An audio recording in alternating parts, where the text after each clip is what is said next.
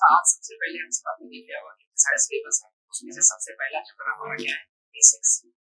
Basics में generally हम देखेंगे जैसे मान लीजिए सब्जेक्ट का नाम क्या है, अप्लाइड मैकेनिक्स। क्या है?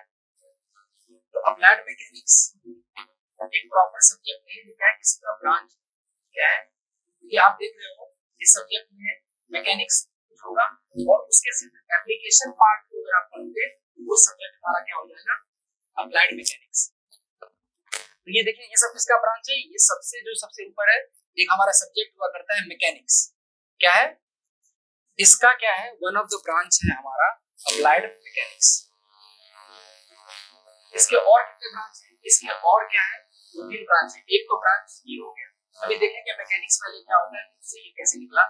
एक ब्रांच आपका आएगा सोप। क्या है, तो शॉर्ट में सोप कहते हैं, मॉस भी कहते हैं बेटा, इसको स्ट्रेंथ ऑफ मटेरियल।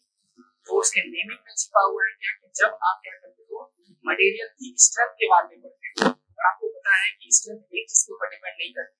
अगर जैसे मैं बोलूं क्या कि आप कितने ताकतवर, तो जैसे या फिर आपको क्या है कि एक महीने बाद या 2 महीने बाद थोड़ा सा ताकत बनाना है, तो दोनों थोड़ा स्ट्रेंथ लेके आओ, तो क्या किन किन फैक्टर पर डिपेंड करेगा।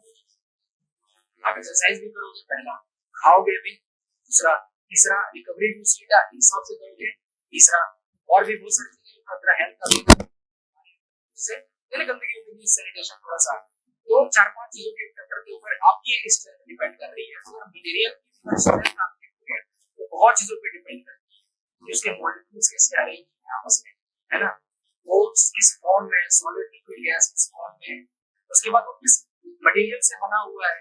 इसे देखो क्या कहते हैं, जैसे आपका स्टील है और दूसरा क्या है, गोल्ड है, हो सकता है कि मॉलिक्यूलर स्ट्रक्चर सेम हो, मतलब आपको देखिए सॉलिड के शेप का है, लेकिन वो किस चीज से बना है, उसके अंदर किस हिसाब से फोर्सेस एक दूसरे को अट्रैक्ट कर रहे हैं, जिस हिसाब से स्ट्रेंथ डिपेंड कर रही है। इसके बाद में और भी बहुत सारी चीजें आती है, नेचर से किस तरह से रिएक्ट कर रहा है, तो स्ट्रेंथ एक चीज पर डिपेंड नहीं करती है, बहुत सारी चीजों पर डिपेंड करती है, वो आप देखोगे। कोई मटेरियल डक्टाइल है, कोई डक्टाइल नहीं है, ऐसा कोई शाइन कर रहा है, कोई शाइन नहीं कर रहा है, ऐसा किसी के ऊपर आप स्क्रैच करते हो, किसी स्क्रैच आ जाता है, किसी को स्क्रैच नहीं आता है, उसको ऐसा चीज होगा। तो पहले तो हम सब देखेंगे मेजॉरिटी जैसे लगभग 15 या 20 प्रॉपर्टी है, इसमें अवेलेबिलिटी, डक्टिलिटी, स्ट्रेस स्ट्रेन इसी में देखते हैं। फिर वहां से शुरू होता है कि स्ट्रेस स्ट्रेन क्या है, अभी समझ में नहीं आएगा, अभी तो फोर्स भी समझ में नहीं आएगा। जब आप फोर्स सीख लोगे ना, तो जो फोर्स कितना छोटा चीज है वो सीखोगे, फिर मोमेंट सीखोगे, मोमेंटम, फिर मोशन, फिर ये सब सीखने के बाद आप स्टार्ट करते हो।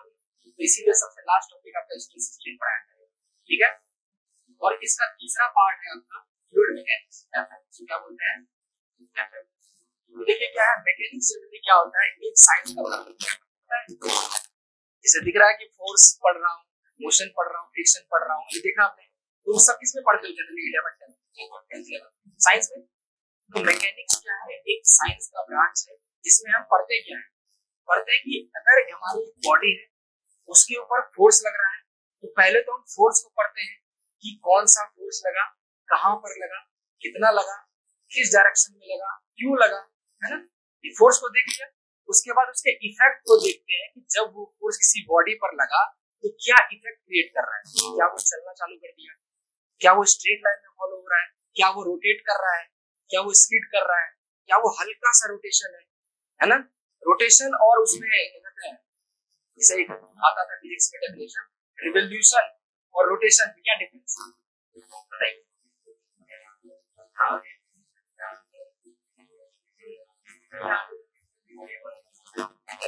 अगर कोई अपने एक्सिस पे घूम रहा है, जैसे ये रिमोट है, अगर ऐसा कोई एक्सिस बना ले तो ये क्या है, रोटेशन है, रिवोल्यूशन, ये रोटेशन है।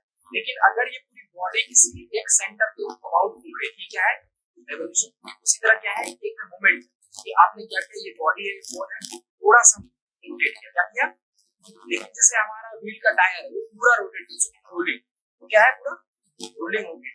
तो उन चीजों को देखेंगे, तो हाँ, तो इसमें पूरा साइंस में क्या देख रहे हैं कि forces and its effect on the body, तो ये हो गया मैकेनिक्स। अब क्या हुआ, जब हमारी बॉडी अलग अलग हो गई, जैसे कुछ बॉडी हमारी क्या होती है, नॉन डिफॉर्म, जैसे ये क्या है हमारा, इसके ऊपर मैं फोर्स लगाऊंगा तो क्या ये डिफॉर्म कर जाएगा, जो अपना ये शेप है ये शेप को मेंटेन रखेगा। जैसे लेकिन मान ये क्या कही है थोड़ा सा, इसके ऊपर अगर मैं फोर्स लगाऊं तो ये बॉडी थोड़ी सी क्या होगी, डिफॉर्म हो जा रही है, बेंड हो जा रही है, तो ये क्या हो गई, डिफॉर्मेबल बॉडी। लेकिन कुछ बॉडी होती है जैसे ये लिक्विड, ये फ्लूइड मैकेनिक्स, इस सब्जेक्ट का नाम क्या है, फ्लूइड। फ्लूइड मैकेनिक्स क्या आता है, लिक्विड। तो सब्जेक्ट का नाम मैं लिख देता हूं, ये हमारा सब्जेक्ट का नाम क्या होगा, स्ट्रेंथ ऑफ मटेरियल। आज वही दोबारा ऐसा करते हैं कि जो सारी चीजें जो पढ़ेंगे उसमें एक क्या करते हैं, रिलेशन क्रिएट करने की कोशिश करते हैं कि पूरे सब्जेक्ट का जो देखा कोर्स में वो क्यों पढ़ना है।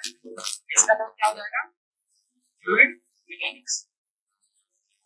तो जनरली क्या है, हमें कौन सा पढ़ना है इन तीनों में से, हमें ये मेन 90% ये पढ़ना है, 10% ये पढ़ना है। मैं तो लगभग सारा ही पढ़ा देता हूँ क्योंकि बच्चों को एक मैं ओवरऑल आइडिया दे देना चाहता हूँ, और उसके बाद क्या है कि मैं खुद ही जब टेस्ट लूंगा तो मैं इन पार्ट पे ध्यान, मेरे पास टाइम है 1 साल का पढ़ाने के लिए, तो मैं पूरा अच्छे से पढ़ाऊं कि मैं ऐसे जैसे कोई बच्चा नया सवाल कभी देखा ही नहीं, मैं नया नहीं चाहता हूँ, आए हो तो ऐसा पढ़ो पढ़ाई की आता है अच्छे से। तो अब क्या है,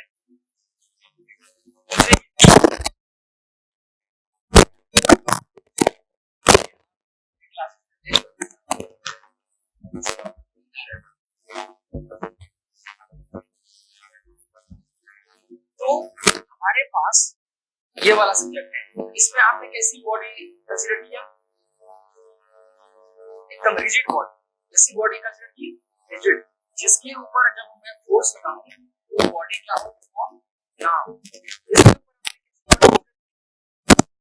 डिफॉर्मेबल, ऐसे डिफॉर्मेबल। अब ये बताइए, स्टील देखा है, स्टील का छड़ वो डिफॉर्मेबल है कैसे, हाँ वो बेंड करता है,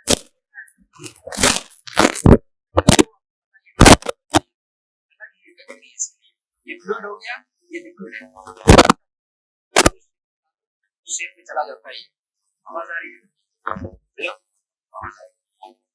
तो हमें जनरली इसके बारे में पढ़ना है, और आपको भी 90% इसी पर फोकस रखना है, और इसके ऊपर क्या फोकस करना है वो बात करेंगे, और बेसिक में नहीं करना, कमजोर को आप समझेंगे, इसमें भी आपने जो एक बार एक तो बेसिक था, उसके बाद और सिस्टम,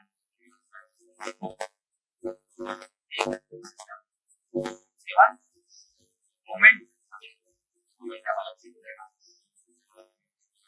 फ्रिक्शन बहुत इंपॉर्टेंट है, आपके इन्हीं से इससे दो मतलब फोर्स सिस्टम से एक, फ्रिक्शन से एक, मोमेंट जनरली आगे जाके समझ में आएगा, सीओजी, सीओएम, सीनॉइड। अब देखिए ये चारों में से बहुत कंफ्यूजन होती है, इसलिए मैं चारों एक से लिखता हूं, सब में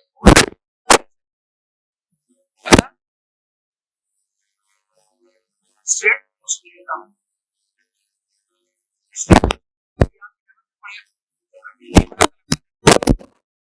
इसमें रोटेशनल है, ये थोड़ा सा आपको कम ध्यान देना है, उतना ही 11th में उतना डीप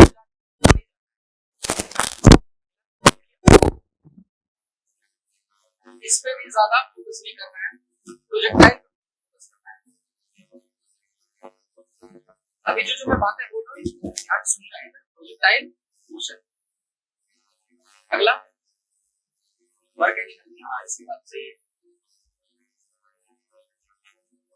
अगला और कुछ नहीं रहा, मशीन है, ये है तरीका मशीन, उसके बाद स्ट्रेस, ये सोम का पार्ट है, इतनी चीजें पढ़ना है। अभी जनरली अब हम मैकेनिक्स से शुरू करते हैं कि हमारा क्या था कि एक बॉडी है उसके ऊपर फोर्स लगेगा, तो पहले फोर्स को पढ़ना है, और ये फोर्स जिस बॉडी पे लगेगा जो इफेक्ट क्रिएट करेगा उसे स्टडी करना है।